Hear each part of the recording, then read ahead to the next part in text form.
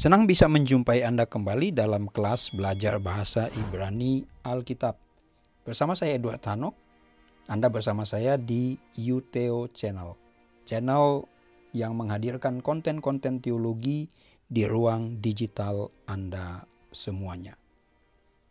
Kali ini kita akan melanjutkan pembahasan yang lalu dan kita akan membahas soal kata kerja pual imperfect.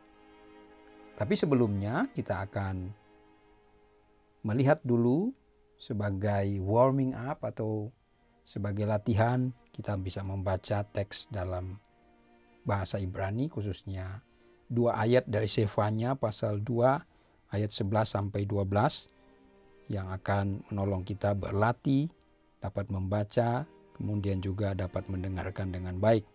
Selain nanti sudah dapat juga mendengarkan via audio ya. Audio melalui torahclass.com, audio Bible in Hebrew. Tapi kali ini saya akan membaca 2 ayat ini dan sudah dapat menyimaknya. Nora Adonai alehem ki raza et kol Elohe haaretz wa yistachavu lo is mimakomo kol iye hagoyim. Gam atem kuzim halei harbi hema. Sekali lagi saya akan baca ayat ini. 2 ayat dari Sefanya 2 ayat 11 sampai 12. Nora Adonai alehem ki rasa et kol Elohe haaretz wa yistachavu lo ismi mekomo kol iye hagoyim. Gam atem kusim hale harbi hema. Ini adalah tulisan yang terdapat dalam Sefanya 2 ayat 11 sampai 12. Sudah dapat berlatih untuk membacanya atau mendengarkan melalui audio melalui torahclass.com. Mari kita lihat skema kata kerja pual imperfect atau DP Yiktol. Saya menggambarkannya seperti ini sebagaimana lazim. Nah, ini adalah bentuk pasif. Jadi pual itu akan diterjemahkan pasif. Kalau PL akan diterjemahkan aktif. Misalnya mencari seseorang. Maka ketika diterjemahkan pasif akan diterjemahkan dicari seseorang.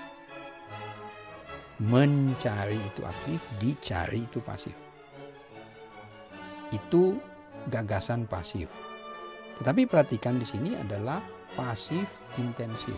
Berarti kata kerja ini bukanlah kata kerja yang sederhana sebagaimana sudah saya jelaskan pada pelajaran sebelumnya. Nah, ini DP Yiktol, modernisasi penyebutan dari pual imperfect, double pasif atau pual imperfect. Kira-kira ini bisa dipahami gambaran besar dari kata kerja ini. Mengekspresikan sebuah tindakan intensif tetapi bentuk pasif. Untuk lebih jauh kita akan melihat catatan leksikalnya di sini. Jadi DP Yiktol memiliki tambahan preformatif dan aformatif sama dengan bentuk D Yiktol atau PL imperfect. Yang membedakannya hanya terdapat pada ciri khas vokal, karakteristik vokal dari keduanya, baik D Yiktol maupun DP Yiktol. Kalau pada PL, vokal pertamanya adalah patah, vokal keduanya adalah tsere dengan dages forte pada konsonan kedua. Pada bentuk pual, vokal pertamanya bukan patah, tapi kibuts. Bunyinya u, pu, pu. Perhatikan saya sebutkan pual. Lalu vokal keduanya adalah patah dan masih tetap mempertahankan dages forte pada konsonan kedua. Perhatikan skemanya berikut ini.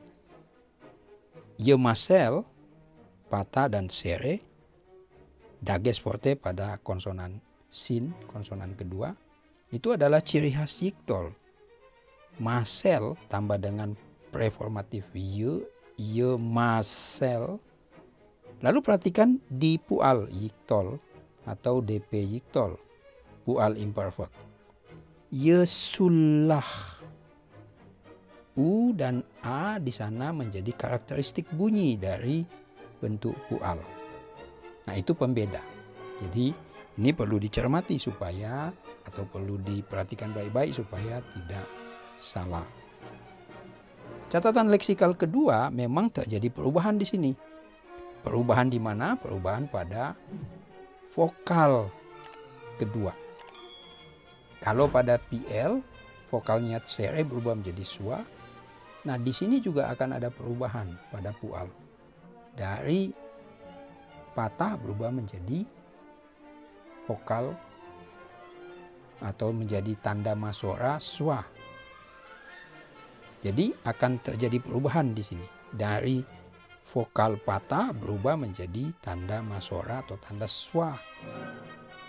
Ini hanya terdapat pada orang ketiga maskulin jamak, orang kedua maskulin jamak, dan orang kedua feminin tunggal. Lalu ada penambahan tanda swa juga pada konsonan ketiga, dan ini hanya terdapat dalam orang ketiga feminin jamak dan orang kedua feminin jamak, karena terdapat penambahan aformatif na di belakang. Nah, perhatikan ini skemanya seperti ini. Jadi ini sebenarnya juga tidak berbeda jauh dengan bentuk PL. Keduanya memiliki aturan atau kaidah-kaidah yang sama, tidak jauh berbeda. Catatan leksikal ketiga, perhatikan pedomannya di sini, ada pedoman aformatif dan preformatif. Di sini ada bentuk maskulin dan feminin. Ini akan menjadi semacam bantuan bagi saudara untuk bisa menguasai bagaimana kehadiran preformatif dan aformatif di dalam kata kerja pual imperfect. Mari kita lihat latihan. Saudara diharapkan dapat menemukan kata kerja DP yiktol di dalam ayat berikut ini, yaitu di dalam Yesaya pasal 27 ayat 9. Nah, coba simak baik-baik. Laken besot yekupar aon Yaakov wese kol peri hasir hatato besumo kol afne misbeah ke afne gir menupatsot lo ya yakumu aserim wehamanim. Nah, coba dilihat di sana di mana kata kerja pual imperfect.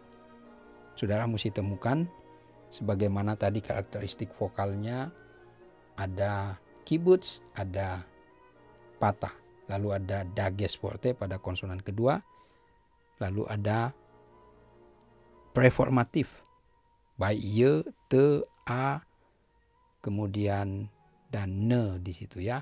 Ini bisa dilihat juga di dalam skema tadi yang saya tunjukkan, baik preformatif maupun aformatif. Kalau sudah dapat menjelaskan atau menemukan kata kerja itu, boleh dijelaskan sebagaimana pada pelajaran sebelumnya dalam bentuk PL imperfect saya sudah mencontohkannya.